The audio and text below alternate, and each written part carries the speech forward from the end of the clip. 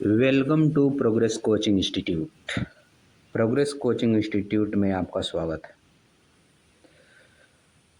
आज हम लोग नए चैप्टर की शुरुआत करेंगे। क्लास 9th का साइंस का चैप्टर 8th है, force and law of motion. Laws of motion है, force and laws of motions.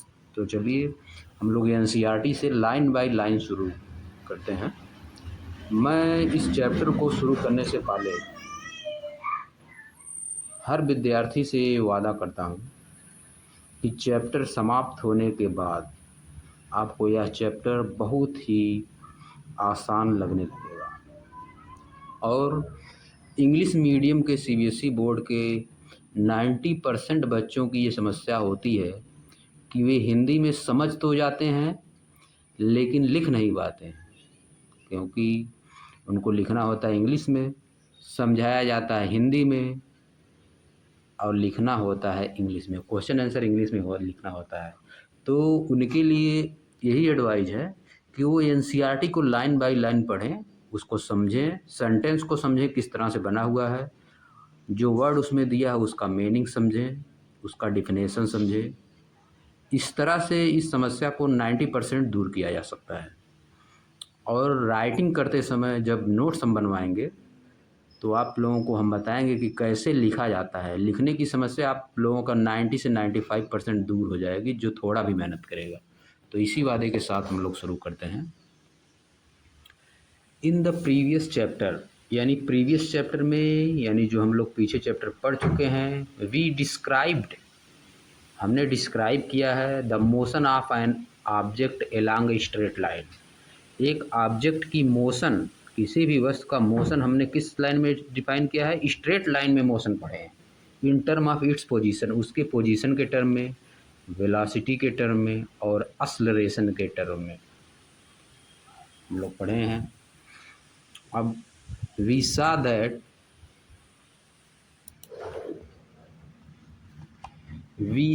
that such a motion can be uniform और नॉन यूनिफॉर्म। हम यह भी देखे हैं कि जो स्ट्रेट लाइन में मोशन है या तो वह यूनिफॉर्म हो सकती है या तो नॉन यूनिफॉर्म। यूनिफॉर्म मोशन क्या होती है? Equal time interval in equal distance. Equal time interval में इक्वल टाइम डिस्टेंस, अगर इक्वल टाइम इंटरवल में इक्वल डिस्टेंस अगर कोई ऑब्जेक्ट कवर करता है तो उसको कहा जाता है यूनिफॉर्म मोशन। अगर कोई ऑब्जेक्ट इक्वल टाइम इंटरवल में डिस्टेंस डिफरेंट कवर करता है तो उसको कहा जाता है यूनिफॉर्म मोशन। जैसे कोई ऑब्जेक्ट पहले 5 सेकंड में 10 किलोमीटर कवर किया, फिर दूसरे 5 सेकंड में 15 किलोमीटर कवर कर लिया, तो यह नॉन यूनिफॉर्म मोशन हो गया। और कोई ऑब्जेक्ट अगर पहले 5 सेकंड में 10 किलोमीटर, दूसरे 5 सेकंड में भी 10 किलोमीटर कवर किया तो उसको कहा जाता है uniform motion. We have not yet discovered what causes the motion. अभी तक हम लोगों ने यह नहीं देखा है, इसके बारे में नहीं बातचीत की है, इसका डिस्कवर नहीं किया है कि मोशन का क्या काज होता है, क्या रीजन होता है। Why does the speed of an object changed with time. किसी भी ऑब्जेक्ट का स्पीड समय के साथ कैसे चेंज होता है, क्यों चेंज होता है। Do all motion require a cause. क्या सभी तरह के मोशंस के लिए एक रीजन की आवश्यकता होती है? इफ सो, यदि ऐसा है, what is the nature of this cause. तो इस कारण का नेचर क्या है, क्या नेचर है इस कारण का, मतलब किस तरह का नेचर होता है इस कारण का। इन दिस चैप्टर, इस चैप्टर में we shall make an attempt to quench all such curiosity. इस चैप्टर में हम लोग प्रयास करेंगे, अटेम्प्ट करेंगे। क्वेंच मतलब, क्वेंच थ्रस्ट मतलब प्यास बुझाना होता है, क्वेंच थ्रस्ट। यहाँ पे लिखा है क्वेंच ऑल सच क्यूरियसिटी, मतलब अपनी जो हमारे अंदर की क्यूरियसिटी है कि क्यों मोशन होती है उसको बुझाएंगे, यानी उसकी खोज करेंगे। फॉर मेनी सेंचुरीज, बहुत सालों से, बहुत शताब्दियों से, the problem of the motion and it's causes has puzzled scientist and philosopher. Motion की समस्या और इसका रीजन साइंटिस्ट जो हैं और फिलासफर हैं उनको परेशान किया, पजल्ड किया। A ball on the ground, ground पर एक ball, when give a small hit, जब उसको धक्का दिया जाता है थोड़ा सा, डज नॉट मूव फॉरएवर, ज़्यादा दूर तक नहीं जाती है। सच ऑब्जर्वेशन सजेस्ट, यह ऑब्जर्वेशन हमको सजेस्ट करता है that rest is a natural state, rest एक नेचुरल स्टेट है ऑफ एन ऑब्जेक्ट, किसी ऑब्जेक्ट का रेस्ट क्या है, नेचुरल स्टेट है, वह नेचुरल रेस्ट में रहना पसंद करती है। This remained the belief until Galilei and Isaac Newton developed an entirely different approach to the understand motion. This remained the belief, यह विश्वास, या किसी भी ऑब्जेक्ट का नेचुरल स्टेट क्या है, रेस्ट है, यह विश्वास तब तक बना था, दिस रिमेंड मतलब यह तब तक बना था, द बिलीफ यह विश्वास तब तक बना था जब तक कि नहीं गैलीली और आइजक न्यूटन ने नई अप्रोच नहीं डेवलप किया, पूरी तरह से इंटायरली डिफरेंट, पूरी तरह से अलग और नई अप्रोच को नहीं डेवलप किया था मोशन समझने के लिए। अब देखिए यह बना है, चित्र देख लीजिए आप लोग, फिगर जो बना है, the trolley moves along the direction we push it, trolley उसी डायरेक्शन में जाएगी जिस डायरेक्शन में हम लोग इसको चलाएंगे, धक्का देंगे, पुश करेंगे। The driver is pulled, driver बाहर निकाला जा रहा है। अब देखो the hockey stick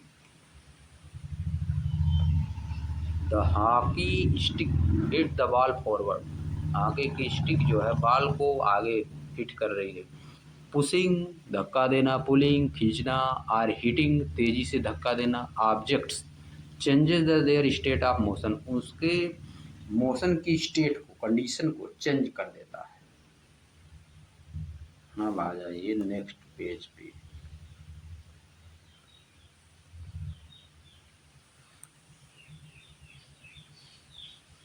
in our everyday life, हमारे प्रतिदिन के जीवन में, we observe that some effort is required to put a stationary object into motion और to stop a moving object.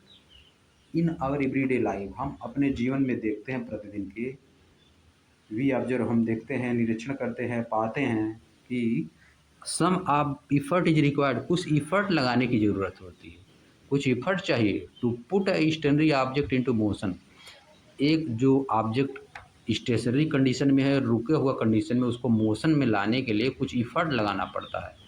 और to stop a moving object, एक चलते हुए ऑब्जेक्ट को स्टॉप करने के लिए भी इफर्ट लगाना पड़ता है। We are generally experience this as a muscular effort, हम सामान्य तौर पर, आर्डनली मतलब सामान्य तौर पर, we ordinarily experience this as a muscular effort, हम इसको मस्कुलर इफर्ट की तरह एक्सपीरियंस करते हैं, यानी हमारे जो है शरीर में काम करना पड़ता है, शरीर को काम करना पड़ता है, यह सब काम करने के लिए, चलते हुए किसी स्टॉप ऑब्जेक्ट को चलाने के लिए या चलते हुए ऑब्जेक्ट को रोकने के लिए हमको मस्कुलर इफर्ट लगाना पड़ता है, हमारी बॉडी को इफर्ट लगाना पड़ता है, कुछ प्रयास करना पड़ता है। And say that we must push or hit or pull an object to change its state of motion, और इसको हम लोग क्या कहते हैं, हमको किसी ऑब्जेक्ट को पुश करना पड़ता है, हिट करना पड़ता है या पुल करना पड़ता है उसके स्टेट ऑफ मोशन को चेंज करने के लिए। The concept of force is based on this push, जो फोर्स का कॉन्सेप्ट है इसी पुश पे, हिट पे और पुल पे डिपेंड है। बेस्ड ऑन मतलब डिपेंड ऑन, निर्भर है। Let us now ponder about a force, आइए अब हम लोग फोर्स पर विचार करते हैं। पॉन्डर अबाउट मतलब think over, let us now ponder over यानी थिंक ओवर, थिंक विचार करना। फोर्स, व्हाट इज इट, यह क्या है, फोर्स क्या है। In fact no one has been tested or felt a force, वास्तव में कोई भी फोर्स को टेस्ट और महसूस, no one has been tested or felt a force, वास्तव में कोई भी ना ही इस फोर्स का टेस्ट किया है ना इसको महसूस किया है। However we always see or feel the effect of a force, जबकि हम फोर्स के इफेक्ट को, प्रभाव को हमेशा देखते और महसूस करते हैं।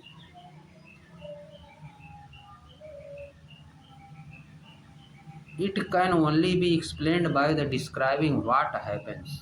It can only be explained by describing what happens when a force is applied to an object. इसको केवल किस तरह से एक्सप्लेन किया जा सकता है? फोर्स को केवल कैसे एक्सप्लेन किया जा सकता है? फोर्स को केवल एक्सप्लेन किया जाता है कैसे? What happens when a force is applied, जब फोर्स लगाया जाता है तो क्या होता है, क्या घटित होता है टू एन ऑब्जेक्ट, एक ऑब्जेक्ट में क्या घटित होता है, इसको बताकर फोर्स को एक्सप्लेन किया जाता है। पुशिंग, धक्का देना, हिटिंग, हिट करना, तेजी से मारना, एंड पुलिंग और खींचना of an object or all way of bringing object in motion. ये सब जो हैं तरीके हैं किसी ऑब्जेक्ट को मोशन में लाने के। They move because we make a force act on them, वे मूव करते हैं क्योंकि हम एक फोर्स लगाते हैं जो उनको एक्ट करवाता है, उन पर एक फोर्स क्या करता है, एक्ट करता है। वे चलते हैं, वे मूव करते हैं because we make a force act on them, हम उन पर एक फोर्स लगाते हैं, बल लगाते हैं। From your studies in earlier classes, आपकी पिछले क्लासों की स्टडी से, पढ़ाई से, you are also familiar with the fact, आप इस तथ्य से परिचित हैं, इस फैक्ट से परिचित हैं that a force can be used, एक फोर्स का प्रयोग किया जाता है to change the magnitude of velocity of an object, किसी भी ऑब्जेक्ट की वेलोसिटी की मैग्नीट्यूड को चेंज करने के लिए। अगर किसी पे ज़्यादा फोर्स लगा दिया जाएगा तो उसका वेलोसिटी तेज़ हो जाता है। तेज़ मतलब कोई चीज़ जो है 10 किलोमीटर पर आवर की स्पीड से चल गई है, उस पर ज़्यादा फोर्स लगा दी, उसकी स्पीड बढ़ जाएगी एक निश्चित डायरेक्शन में। That is to make the object move faster और स्लोअर, यानी कि उसका चेंज किया जाता है। और कोई भी चेंज, अगर कोई ऑब्जेक्ट तेज़ी से चल रहा है तो उस पर रोका भी जा सकता है फोर्स लगा के। That is to make the object move faster और स्लोअर, फोर्स लगा के उसको तेज़ी से चलाया जा सकता है या तो स्लो किया, और टू चेंज इस डायरेक्शन, या तो इसकी डायरेक्शन को चेंज किया जा सकता है, मोशन की डायरेक्शन ऑफ मोशन चेंज किया जा सकता है। वी आल्सो नो, हम यह भी जानते हैं दैट माने कि ए force can change the shape and size of an object, force किसी भी ऑब्जेक्ट के शेप और साइज को भी चेंज कर सकता है। फिगर 8.2 में देखिए आप लोग, या देखिए फिगर 8.2 में देखिए कैसे चेंज हो रहा है ऑब्जेक्ट, यह देखिए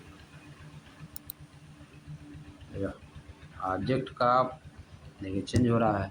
स्प्रिंग है, फोर्स लगा के खींचा गया है, पुल किया गया है, तो इसका जो है शेप चेंज हो गया, बड़ी हो गई। बाल है, इसको दाब दिया गया, प्रेस कर दिया गया। Spring expand an application of force, a spherical rubber बाल, रबर की बाल बिकम ऑब्लॉन्ग, छोटा हो जा रही है, दूसरी तरफ हो जा रही है। देखिए इस कंडीशन को कहा जाता है oblong, as we apply force on it. अब आ जाइए आगे, है आपका बैलेंस्ड एंड अनबैलेंस्ड फोर्स क्या होता है। बैलेंस्ड एंड अनबैलेंस्ड फोर्स, आइए देखा जाए। Figure 8.3 shows A wooden block on a horizontal table. Figure 8.3 क्या दिखाता है, लकड़ी का ब्लॉक एक हॉरिजॉन्टल टेबल पे, या हॉरिजॉन्टल टेबल, दाएं से बाएं, लेफ्ट राइट क्या होता है, हॉरिजॉन्टल होता है, और अप डाउन क्या होता है, वर्टिकल होता है। अप डाउन ऊपर से नीचे वर्टिकल, और लेफ्ट राइट हॉरिजॉन्टल। चलिए लेफ्ट से राइट यह होता है हॉरिजॉन्टल, और ऊपर अगर जाते तो वर्टिकल होता है। 8.3 यह देखिए फिगर बना हुआ है, आप देखिए। Figure 8.3 shows a wooden block on a horizontal table. Horizontal table पे एक लकड़ी का block, two strings X and Y are tied to the opposite face of the block as shown. दो रस्सियाँ बनी हुई हैं opposite block, X and Y, दो रस्सियाँ, इधर एक्स इधर Y, as shown. If we apply a force by pulling the string X, यदि हम फोर्स अप्लाई करते हैं एक्स स्ट्रिंग को खींचकर, the block being to move to the right, block right move करता है। Similarly if we pull the string Y, अब string Y को खींचते हैं, the block move to the left, block move left जाता है। But if the block is pulled from both the side with equal forces, अगर block को दोनों side से इक्वल फोर्स से खींचा जाए, the block will not move, block move नहीं करेगा। Such forces are called balanced forces, इस तरह के फोर्स को क्या कहा जाता है? बैलेंस फोर्स कहा जाता है, दोनों साइड से इक्वल फोर्स लगेगा। And do not change the state of rest और मोशन ऑफ एन ऑब्जेक्ट, यह रेस्ट और मोशन के किसी ऑब्जेक्ट को चेंज नहीं करता, उसमें कोई चेंज नहीं आएगा किसी ऑब्जेक्ट के। अगर बैलेंस फोर्स किसी पे लगा दिया जाएगा तो उस ऑब्जेक्ट के स्टेट में कोई चेंज नहीं आएगा। Now let us consider a situation in which two opposite forces of different magnitude pull the block. आइए हम ऐसी सिचुएशन का सोचते हैं, कंसीडर करते हैं, जिसमें दो opposite forces different different magnitude के, जो अलग अलग मैग्नीट्यूड के, उधर यक्स की तरफ ज़्यादा फोर्स, वाई की तरफ कम फोर्स, या वाई की तरफ ज़्यादा फोर्स, यक्स की तरफ कम फोर्स, इस तरह का फोर्स लगा के ब्लॉक को खींचते हैं। इन दिस केस, इस केस में क्या होगा? The block would begin to move in the direction of the greater force, block जिस साइड में ज़्यादा फोर्स होगा उसी साइड में चलना शुरू कर देगा।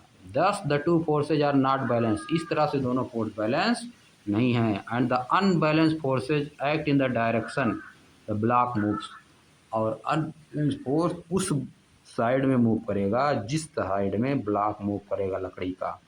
This suggest that an unbalance force acting on object bring it in motion, या बताता है या सजेस्ट करता है कि अनबैलेंस्ड फोर्स किसी भी ऑब्जेक्ट के लगाने पर वह उसको मोशन में लाता है, तो मोशन में लाता है। या देख लीजिए आप, to forces acting on wooden block, अगर दोनों बैलेंस फोर्स रहेगा, इधर इक्वल, तो कोई मूवमेंट नहीं होगा इस ब्लॉक में। अगर एक्स ज़्यादा होगा तो इधर मूव करेगा, अगर वाई ज़्यादा होगा तो इधर मूव करेगा। Two forces acting on a wooden block. What happen when some children try to push a box on a rough floor, क्या होता है अगर एक बच्चा रफ फ्लोर पर एक बॉक्स को धक्का देता है? इफ़ दे पुश, अगर वह धक्का देता है तो क्या होता है? बॉक्स विथ स्मॉल फोर्स, कम बल से, छोटे फोर्स से, the box does not move because of friction acting in direction opposite to the push, block move नहीं करता है क्योंकि वो नीचे ज़मीन में और उस बॉक्स के बीच में फ्रिक्शन बल लगता है, जिसको हिंदी में घर्षण कहा जाता है। This friction force arises between the two surface in contact, या फ्रिक्शन फोर्स दो सरफेस के कांटेक्ट में आने से लगता है। इस केस में between the bottom of the box, जो बॉक्स का बॉटम है उसको, एंड फ्लोर रफ सरफेस, और रफ सरफेस, फ्लोर का जो रफ सरफेस है उसके बीच में जो लग रहा है। It balances the pushing force and therefore the box does not move, या जो धक्का देने वाला फोर्स है उसको बैलेंस करता है, इसीलिए बॉक्स मूव नहीं करता है। इन फिगर 8.4 भी दिखाया गया है, आप लोग देख लीजिए 8.4 भी में। यह देखिए 8.4 बी, अब आगे आ जाइए। The children push the box harder, बच्चा और तेजी से पावर लगा के बॉक्स को ढकेलता है, but the box still does not move, लेकिन बॉक्स अभी भी मूव नहीं करता है। This is because of the friction force still balances the pushing force, ऐसा इसलिए अभी भी हो रहा है क्योंकि अभी भी जो फ्रिक्शन फोर्स लग रहा है वो बैलेंस कर रहा है पुशिंग फोर्स, धक्का देने वाले बल को। If the children push the box harder still, और तेज अगर बच्चा ढकेलता है, पुश करता है बॉक्स को, the pushing box become bigger than the friction force, the pushing force जो है, जो धक्का देने वाला फोर्स है, वह बॉक्स का जो बॉक्स और सरफेस के बीच जो लगने वाला फ्रिक्शन फोर्स है उससे ज़्यादा होता है। फिगर 8.4 सी में जो कि दिया है, इसमें मूव करने लगेगा, या वाला ज़्यादा हो जाएगा या वाला कम हो जाएगा, तो मूव करने लगेगा।